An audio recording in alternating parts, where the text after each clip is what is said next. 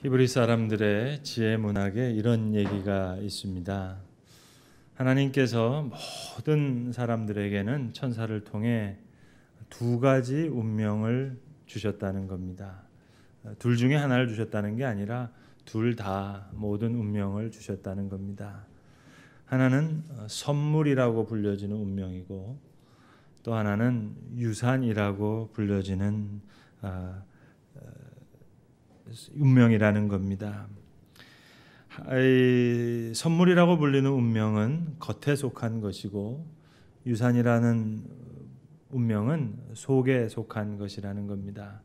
좀 심오한 내용입니다. 심오한 이야기는 좋긴 좋은데 하나 걱정은 좀 졸린 게 좀 걱정입니다. 근데 여러분, 겉에 속한 선물이라는 운명은 속 사람에겐 영향을 주지 못합니다. 이 선물이라는 운명은 겉사람에게 이제 옷을 입혀줍니다. 때로는 근사하게, 또 때로는 소박하게. 이제 조금 더 심오한 얘기가 나옵니다. 반면에 유산이라고 하는 운명은 속에 속한 것이어서 마치 작은 씨처럼 그렇게 파종됩니다. 그리고 깊이 뿌리를 내립니다. 작은 파종 같지만 속 사람의 운명을 가득 채우게 되는데, 이 운명이라고 하는 이 유산이라고 하는 운명은 오직 깨어짐과 또 깨달음의 토양 속에서만 열매를 맺는다는 그런 이야기입니다. 바로 이런 테마를 가지고 진 에드워드라고 하는 목사님이 책 한 권을 썼습니다. 책이 나온 지 한 20년 됐는데 우리나라에서만 출판이 한 70쇄가 됐습니다. 상당히 많이 읽혔죠. 이 저자가 서문에서 그렇게 썼어요. 이렇게 책이 많이 읽히리라고는 본인이 스스로 생각하지 못했다고. 우리나라에만 70쇄가 됐으니까 전 세계에 많이 읽히지 않았겠습니까? 그래서 작은 무리의 사람들을 위해서 쓴 책인데 이렇게 많이 읽히게 됐다라고 얘기했습니다. 책 제목은 A Study of Brokenness, 깨어짐에 대한 연구라는 책입니다.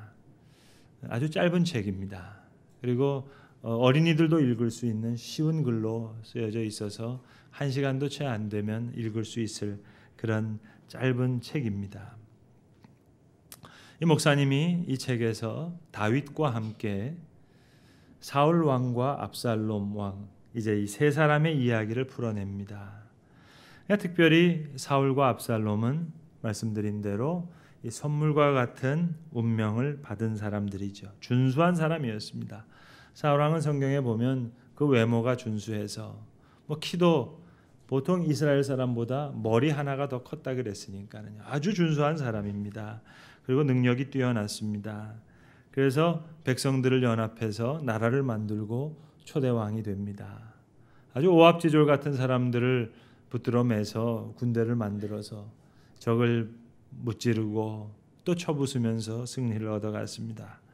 하나님의 허락하신 능력으로 이제 전쟁에서 승리하고 이렇게 하나님의 택함을 받아 놀라운 일을 행하는 멋있는 선물과도 같은 그런 겉옷을 입은 사람입니다. 압살롬 역시 마찬가지입니다. 귀한 선물의 운명을 받은 자였습니다. 성경은 그렇게 기록해요. 온 이스라엘 가운데 압살롬 같이 아름다움으로 크게 칭찬받은 자가 없었으니 그는 발바닥부터 정수리까지 흠이 없었더라. 우리는 그저 눈, 코, 입 얘기하는데 수준이 다릅니다. 발바닥부터 정수리까지. 도대체 어떤 외모예요? 이 동네 저 동네가 아닙니다. 온 이스라엘에 뿐만 아닙니다. 어떤 문제든지 핵심을 찌를 수 있는 분별력이 있었습니다. 사람과 앉아서 조금 이야기하면 나라가 어떻게 돌아가는지, 이 나라에 무슨 문제가 있는지 그걸 확실하게 파악할 수 있는 사람이었습니다. 그리고 그 모임이 끝낼 때쯤이 되면 항상 지도자에게 존경을 표했던 만큼 아주 겸손하기까지 한 사람이었습니다.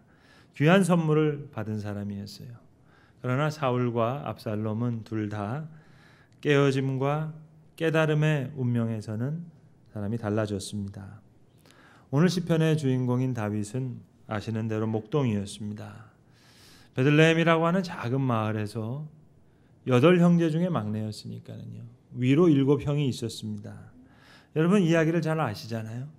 사무엘이 이새의 집에 와서 너희 아들 중에 한 사람이 이제 기름 부음을 받아 왕이 되리라 할 때, 여러분 적어도 다윗 참가 기회는 줘야 되는 거 아닙니까? 형들은 아버지의 농장과 집에서 이렇게 일할 때 막내는 들과 산으로 양을 치러 다녔습니다. 한적한 들판에서 양이 풀을 뜯어 먹을 때 이 목동은 그저 돌팔매를 친구 삼아서 이 돌팔매질을 하면서 돌멩이가 어디로 날아가는지를 보았습니다. 또 양들이 잠이 들면 비파를 끼고 비파를 치면서 찬송을 불렀습니다. 어린 양을 끌어안고 나는 너의 목자고 하나님은 나의 목자시라고 그렇게 노래를 불렀습니다. 그가 나를 푸른 초장에 누이시며 쉴 만한 물가로 인도하신다 하는 이 다윗의 노래의 비결이 뭡니까? 다윗은 사자나 호랑이 같은 강한 동물로 자기를 표현하지 않고 아주 약한 양과 같은 나약한 동물로 자신을 표현했습니다. 그러나 여호와가 나의 목자시니 나는 부족함이 없습니다. 들판에서 혼자 비파를 치면서 부르던 노래였는데 이 노래가 많은 사람들에게 큰 힘을 줬습니다. 큰 위로를 줬습니다. 다윗의 이 음악이 사울 왕에게도 큰 위로가 되었습니다. 그래서 다윗이 노래를 부를 때라면 성 안에 있는 모든 사람들은 귀 기울여서 그의 노래를 듣고 싶어 했습니다. 내가 사망의 음침한 골짜기를 다닐지라도 해를 두려워하지 않을 것은 주께서 나와 함께 하심이라. 주의 지팡이와 막대기가 나를 안위하십니다. 그의 노래에는 큰 힘이 있었습니다. 큰 위로가 있었습니다. 이 노래가 거인 골리앗을 쓰러뜨리기도 했고 또 많은 상한 심령들을 치유하기도 했습니다. 이 노래는 그냥 노래가 아니었습니다. 다윗이 그저 말로만 입술로만 부르는 노래가 아니고 다윗의 삶 자체였습니다. 그래서 사울 왕이 다윗을 죽이려고 했을 때도 정말 잠잠한 양처럼 다윗은 응수하지 않고 대항하지 않았습니다. 그 가혹한 시련과 깨어짐의 시간을 이 노래 하나로 버텼습니다. 정말로 노래로 살고 노래로 죽었습니다. 만약 다윗도 사울을 향해 창을 던졌다면 다윗도 모름지기 사울처럼 됐을 겁니다. 그러나 다윗은 그대로 양이었습니다. 사자가 되려고 하지 않았습니다. 호랑이 되려고 하지 않았습니다. 늑대나 여우 되지 않았어요. 목자를 믿기에 양이 되는 편을 선택했습니다. 목자를 믿지 못했다면 글쎄요, 사자나 호랑이 됐겠지요. 목자를 믿었기에 다윗은 사울을 대항하지 않았고 그랬기에 혹시라도 마음에 싹틀 수 있었던 다윗의 마음속에 있는 사울이 제거되었습니다. 다윗 속에 있던 사울을 죽이지 못했다면 다윗은 양도 되지 못했고 아마 사울왕처럼 늑대나 여우가 됐을 겁니다. 오늘 우리가 함께 보신 시편 3편의 말씀은 부제에 보시는 대로 다윗이 압살롬을 피할 때 지은 시라고 되어 있습니다. 이제 시간이 흘러서 사울이 죽었고 다윗이 그 다윗을 죽이려고 쫓아다녔던 그 사울의 나이가 됐습니다. 그리고 압살롬은 사울을 피해 다녔던 그때 그 다윗의 나이가 됐습니다. 그러나 역시 다윗은 다윗입니다. 다윗은 사울이 되지 않았습니다. 다윗은 그대로가 다윗입니다.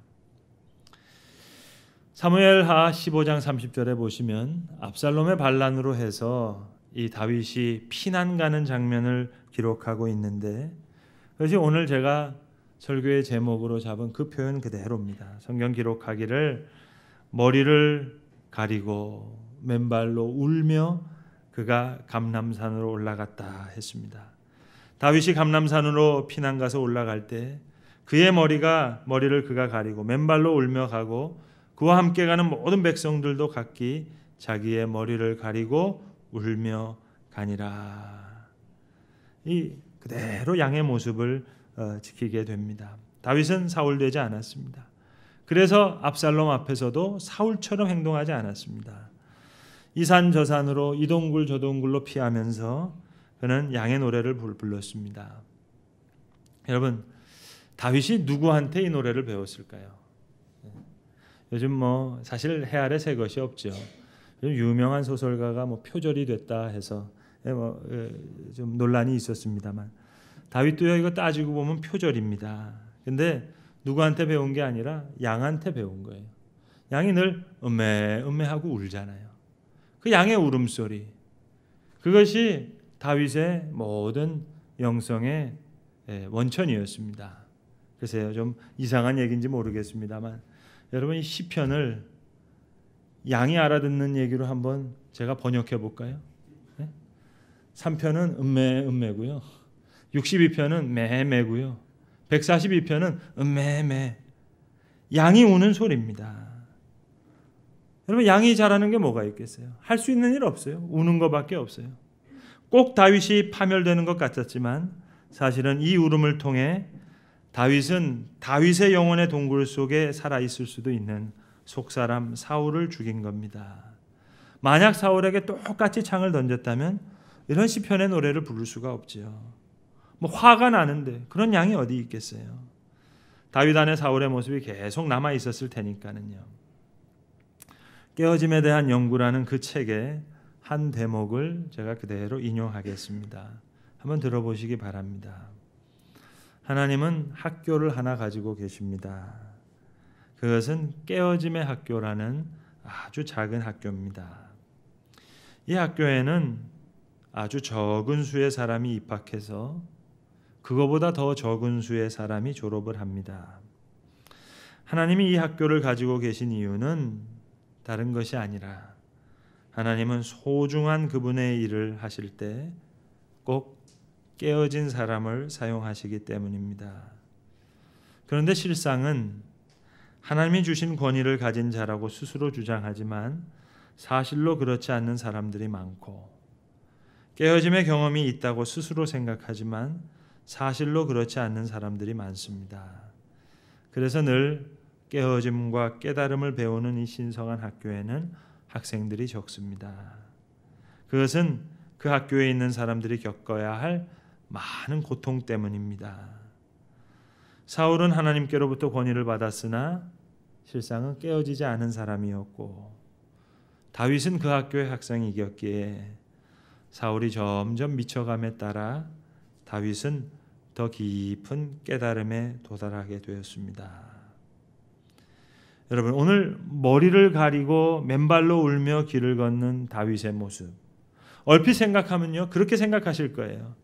사랑하는 아들이 반란을 일으켰으니까 아비된 자로서 얼마나 마음이 아팠을까, 얼마나 마음이 찢어졌겠나.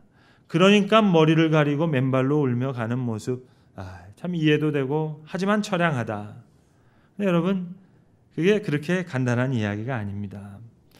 사무엘하 13장서부터요 14장, 15장, 16장 거의 한 18장까지 여러 장에 걸쳐서 이 압살롬에 대한 이야기가 나오는데요, 이건 상당히 복잡한 얘기입니다.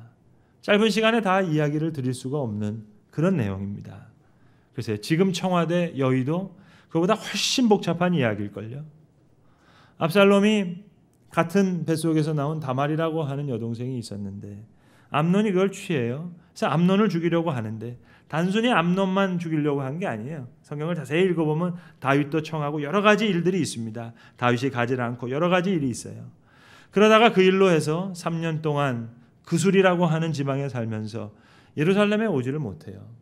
그런 가운데 압살롬은 요압 장군을 다리 삼아서, 요압 장군이 이 다윗 가까이 있는 장군이니까 이 일을 해가지고 이제 예루살렘에 돌아오게 하는데, 요압 장군이 그 어떤 여인을 불러서 연기를 시킵니다. 그 자세한 내용이 성경에 잘 나와 있는데, 하여튼 우여곡절을 통해 가지고 이제 예루살렘에 압살롬이 돌아오지만 다윗은 2년 동안 압살롬 얼굴도 보지 않습니다. 그러니까 결국 압살롬이 이럴 것 같으면 차라리 죽여주세요. 그래서 겨우 다시 요압의 중재로 다윗이 압살롬을 다시 만나요. 살가운 관계가 아니에요. 그리고 나서도 그 다음에 다시 무려 4년 동안 압살롬은 혼자서 칼을 갈입니다. 철저하게 칼을 갈아요. 사람들 다 엮어서, 나중에는 아이도벨과 같은 큰 세력까지 다 엮어서 다윗을 치는 거거든요. 복잡한 역학관계가 있어요. 단순히 사랑하는 아들이 반역해서 울고 가는 그런 장면이 아닙니다. 인간적으로 봐도 다윗 편에는 아직 군대가 있어요. 아비새 장군 같은 충성된 장군도 있고요. 이때와 같은 그런 블레셋 출신이지만 블레셋 사람들을 데리고 와서 지금 돕겠다고 하는 장군도 있어요. 그리고 사독과 같은 제사장은 아직도 다 다윗 편이에요. 그래서 피난 가는 다윗을 지금 성전에서 법궤를 매가지고 따라 나와서 같이 따라가겠다고 합니다. 근데 다윗이 다 돌려보내는 거예요. 그렇게 해결될 일이 아니라는 거죠. 아마도 다윗과 그의 신복이었던 아비새 장군 사이에는 이런 대화가 있었을 법합니다. 성경에는 없지만, 왕이시여, 당신은 사울을 향해서 단 한 번 칼과 창을 드신 적 없지 않습니까? 그러나 압살롬은 왕을 반역하는 마음을 밤낮으로 하고 있습니다. 압살롬은 당신 생각하는 것처럼 그런 소년이 아닙니다. 그를 지금 막아야 됩니다. 아비새 장군, 당신은 지금 내게 사울과 같이 되라고 이야기하는 거 아닙니까? 아니요, 왕, 그런 얘기가 아닙니다. 전 그저 다윗 왕 당신과 압살롬이 같지 않다는 것을 말씀드리고 있는 겁니다. 반역은 막아야죠. 아마도 다윗은 아비새에게 말했을 겁니다. 그렇다면, 만약 내가 그를 중단시킨다면 내가 여전히 다윗으로 남을 수 있을까요? 내가 그를 막는다면 나는 사울과 같은 자가 아닙니까? 또 압살롬과 같은 자가 아닙니까? 아비새, 그를 막기 위해서는 나도 사울이 되어야 되고 압살롬이 되어야 하는지 모른다고. 왕이시여, 왕이 처한 역경을 과소평가하면 안 됩니다. 아비새 장군, 그대야말로 내가 내 하나님을 과소평가하지 말라고. 권세에 있던 그 사울왕으로부터 아주 힘없는 목동을 구해내신 그분이시라면 이 야망에 찬 젊은 반역자로부터 늙은 왕을 왜 구원하시지 못하실 거냐고. 사독제사장도 법궤를 가지고 다윗을 따라가겠다고 하는데 왜 법궤를 마다합니까? 다른 것은 몰라도 법궤는 함께 가야 되는 거 아니겠어요? 법궤는 다윗 왕의 전매 특가 아니에요. 예루살렘에 그 법궤가 들어올 때 아랫도리를 다 내리면서 춤췄던 사람 아닙니까? 얼마나 기뻐했던 사람이에요. 그런데 여러분, 다윗은 그렇게 행하지 않았습니다. 사람들은 얘기하죠. 그때는 그때고 지금은 지금이라고. 그건 그거고 이건 이거라고. 사람들 말하지만 다윗에게는 압살롬이나 사울이나 같은 문제예요. 하나님과 나와의 문제고 목자와 양의 관계일 뿐 이건 같은 문제라는 거예요. 사람들은 몰랐지만 아마 천사들은 알았을 겁니다. 하나님께서 이제야말로 믿을 만한 사람에게 이제 그분의 참된 권위를 베푸실 것이라고요. 그래서 모름지기 만약 나단이 있었다면 멀찍이 보면서 미소를 머금고 고개를 끄덕였을지 모르겠습니다. 오늘 시편, 여호와여 나의 대적이 어찌 그리 많은지요. 일어나 나를 치는 사이 많도소이다. 많은 사람이 있어 나를 가리켜 말하기를 저는 하나님의 도움을 얻지 못한다 하나이다. 말 그대로예요. 정말 적이 많아요. 그러나 다윗은 말합니다. 여호와 주는 나의 방패시요 나의 영광이시요 나의 머리를 드시나이다. 정말 양처럼 머리를 가리고 맨발로 울며 걸어가는 다윗이 하는 얘기예요. 주께서 내 머리를 드시나이다. 그리고 얘기합니다. 내가 누워 자고 깨었으니 여호와께서 나를 붙드십니다. 천만인이 나를 대적하여 진을 칠지라도 내가 오히려 안연하리로다. 하나님이여 나를 구원하소서. 일어나소서. 원수의 뺨을 치시고 그리고 악인의 일을 꺾으셨습니다. 사울왕 때 경험했어요. 이제 구원은 여호와께 있사오니 주의 복을 주의 백성에게 베푸소서. 다윗은 정말 근사한 사람이에요. 양이 되어 목자를 믿겠다는 겁니다. 세상이 빼앗을 수가 없어요. 세상이 줄 수도 없는 거니까요. 하나님만이 줄 수 있는 것이기에 세상이 빼앗을 수도 없어요. 믿음은 이렇게 참 사람을 근사하게 만듭니다. 자신의 권위로 압살롬을 해하려 하지도 않았고 사울의 잘못된 전철을 밟지도 않기로 결단하고 또 신복 아비새와 이때와 같은 그런 말에도 흔들리지 않고 왕위를 압살롬에게 빼앗긴다 하더라도 자신의 의와 권세와 능력으로 심판하려 하지 않고 머리를 숙입니다. 내 머리를 드실 분은 오직 여호와밖에 없습니다. 라고 머리를 숙여요. 근사한 믿음의 사람입니다. 양과 같이 약하지만 누워 자겠다는 거예요. 평안함이 없어 보이지만 하나님을 믿기에, 그 목자를 믿기에 누워서 쉬겠다는 겁니다. 정말 양과 같은 삶을 살았던. 그래서 여러분, 다윗은 사실 다윗만큼 힘들고 고단한 삶을 산 사람이 없는데 성경을 읽어보면 그런 모습이 풍기지가 않아요. 심한 고난의 삶을 살았지만 그에게선 그런 고난에 찌들린 냄새가 나질 않아요. 압살롬에게 반역을 당해서 피난 갔던 것, 그러니까 비겁해서가 아니라 삶을 하나님 앞에 의지했기 때문입니다. 많은 사람들이 하나님께 도움을 얻지 못한다 했지만 정작 본인은 그 말에 동의하지 않았어요. 맨발로 울며 머리를 가리고 피난 가지만 여호와 주는 나의 방패시오, 여호와는 영광이시오, 내 머리를 드시는 자입니다. 머리를 가리운 자가 그 자리에서 영광을 얘기하고 있어요. 하나님이 다시 머리를 들게 하실 거다 고백합니다. 그리고 한 걸음 더 나아가서 천만일이 나를 둘러 진을 칠지라도 내가 두려워 아니하겠습니다. 편히 누워서 깊은 잠을 자겠다는 거예요. 일맥상통한 얘기죠.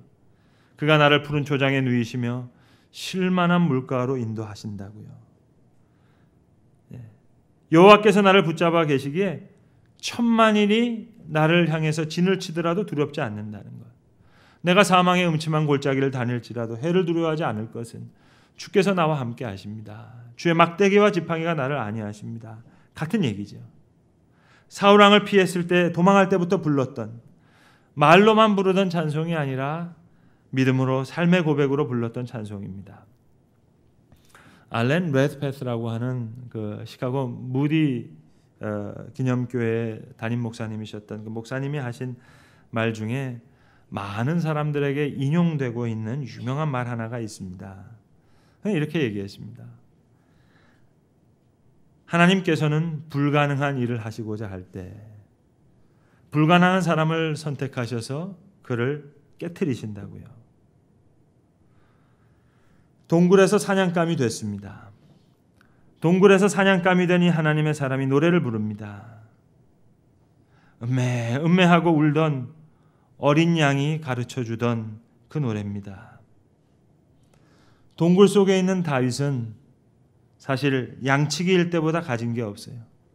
수금도 없고 비파도 없고 또 함께 살을 붙일 수 있는 양들도 없습니다.